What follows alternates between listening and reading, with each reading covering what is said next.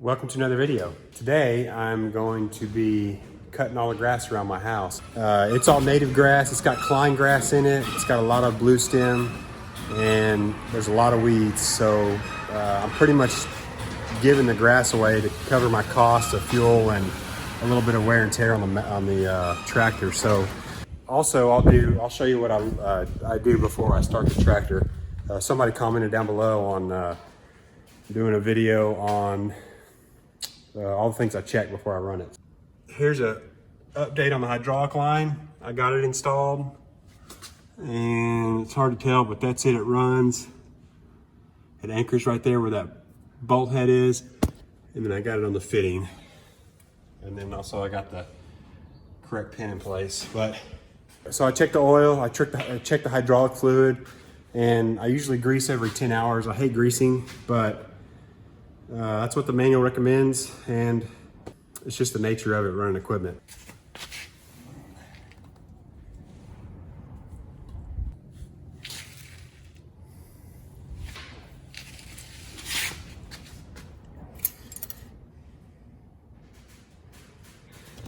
Well, that's the downside about this dipstick. It's hard to tell when you got fluid on it. All right, I went and looked in the manual to see what kind of hydraulic oil is required, and on the Workmaster, and in the manual it says you need to run multi-G hydraulic oil, which is a multi-G 134. I went to my local Napa auto parts store. This is what you kind of want to look out for when you're going to buy hydraulic oil. If you go to Tractor Supply, Walmart, you know, if you don't have an opportunity to go to your dealer to get your oil and you have to go to your local parts store, this is what you want to look out for. So this is Napa's version. This is a premium heavy duty hydraulic oil. They have a regular tractor hydraulic and transmission fluid. But down here, or on your meets or exceeds section, you know, it's got all the manufacturers that you can run this fluid in. But here, your New Holland Ford and Case IH, it's got this number here, M2C134ABCD. I believe the 134D is what the same fluid that New Holland wants you to run. All right, part of my pre-inspection is checking your radiators, obviously, and after you're done, I always blow them, or after I'm done, I always blow them out. But you want to get in there and take a peek at your belt, make sure there's no fresh fluids, your coolant level. You want to take a quick glance at your battery, make sure there's no acid leaking out or bubbling over. And then this is your turbo side, so you just want to take a look at your turbo, make sure there's no fresh fluid, your brake fluid, which should be okay unless you have leaks. So I normally don't peek under the engine every time before I run. If I ran the tractor lightly for 2 or 3 hours, you know, I think there's not really much to check. Now if I run it all day long, 5, 6, 7, 8 hours, then I will pull the dipsticks and the hydraulic dipsticks and stuff like that. But if I just ran it for a little bit, I normally don't. Especially if you don't see any signs of gray smoke coming out of your stack and you don't have any leaks under your tractor, most likely you're going to be okay. But it's still good practice to check it. So your little vents. This is a vent for your transmission and hydraulic case. You just give this a little turn, kind of work it up and down, not too crazy, just to keep that thing cleaned out. Because over time, as that plugs up and your housing can't vent the pressure, it could potentially blow out your seals or cause other potential leaks. So you always want to give your vents a good little twist and cleaning. If you do a lot of greasing, you got to get one of these.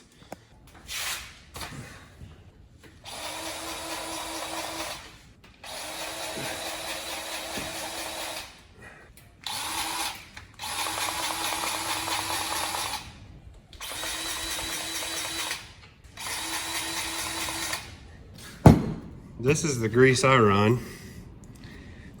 an EP moly grease, super lithium. It's black and it's pretty tacky. I did have to put some red grease in it, wheel bearing grease, high temp wheel bearing grease. And when I greased the loader, it made the grease run, and it didn't really stay in place because it's obviously made to keep bearings lubricated.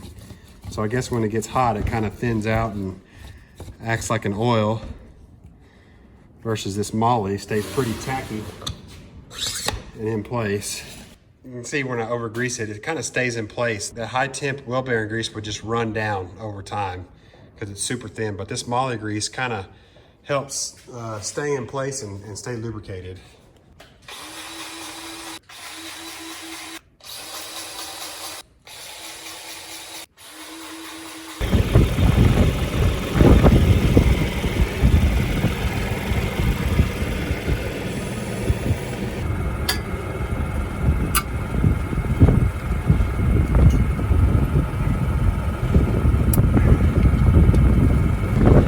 Like to look at the PTO shaft to make sure it's in line with the tractor and the attachment.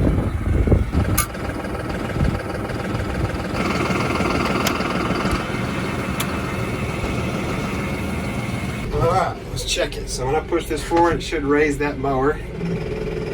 Voila, when I push it back and put it in float, that should let that, or neutral, whatever you want to call it, just let that mower run along the ground. Next thing I'm gonna do is pull in the shop, check the fluids on the cutter, grease it, and then I'll be ready to mow.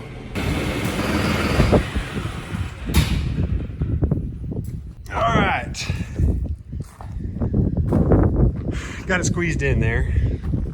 Probably could have done a little more, but I set this cutter on a block because this arm pivots down when you lower the hydraulic cylinder.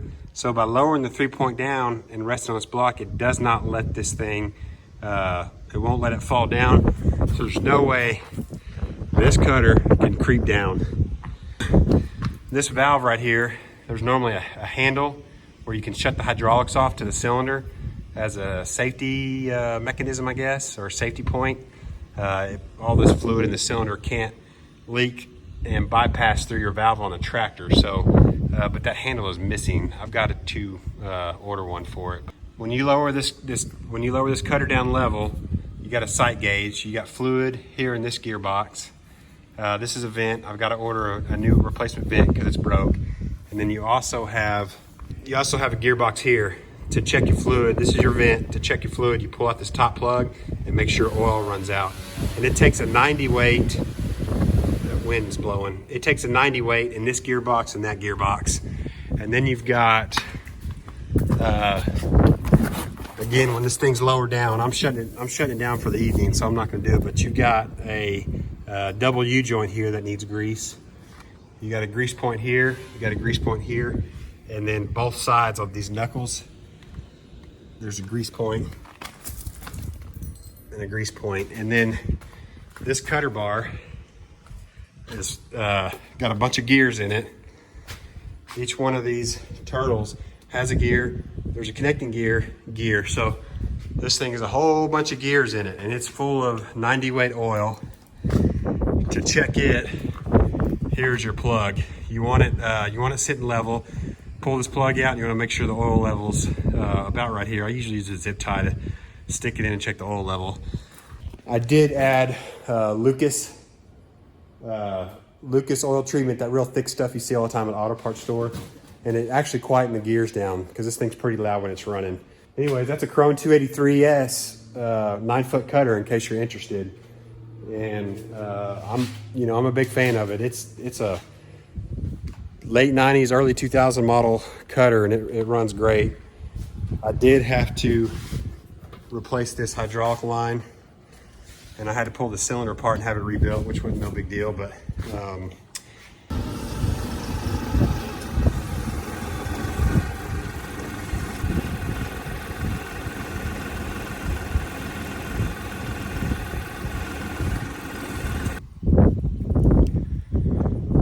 All right, I'm no expert at this, but this is my interpretation of setting up this cutter based off the service manual and what I've learned. But you basically want to run this thing on the green lever where you can float this cutter bar, so that this thing can move with the ground.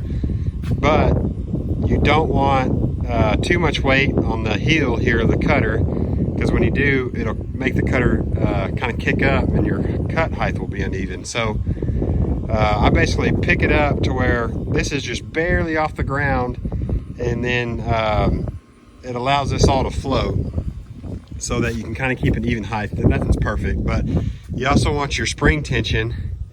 You can pull these springs off and adjust them. Pull these, and you pull these clips out, or these pins out, and then you turn this to adjust your spring tension. And you want to be able to, it's kind of hard, but you want to be able to pick that up off the ground. If you can't pick it up, then you got too much weight on the cutter, on the end of the cutter. But I'm going to show you how adjusting the height works. Now you want to do this on flat level ground. I've got the tractor on my driveway, and you stick your blades out here. So right now, and I'll tell you it's out of adjustment, and I'll show you in a second, but right now I'll be cutting at 1.5 inches to 1 3/8 inches. I want to keep it at about 3 inches. So if you come over here, here's your level. Now you can see my level's off. So when I go to put this in level, we'll remeasure it and check it.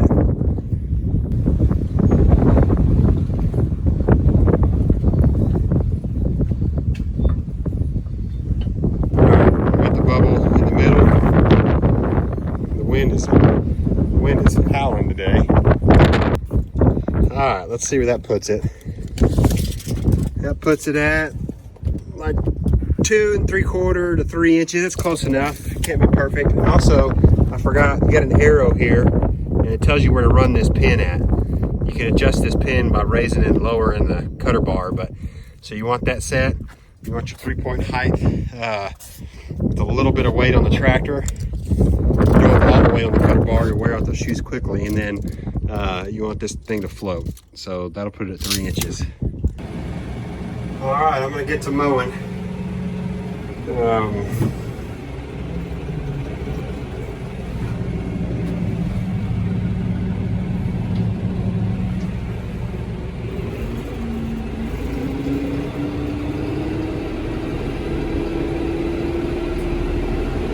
I'm gonna run it about 420 for now, and take it nice and easy and slow, see how it runs, and then I'll crank up my speed. I'll probably still keep the RPMs about that, so I'm not burning the fuel. But I'm gonna start in second, going third. It's a little slow. Just crank it up to 4. Got everything in float. Get this little berm cut. That's the gist of it. I'll get the drone out. The wind's blowing about 18 miles an hour. It's gusting up to 30. It's kind of too windy to be flying the drone, but I think I'll be okay in this field. So I'll get it out and get some aerial shots of the footage, and then I'll end the video there.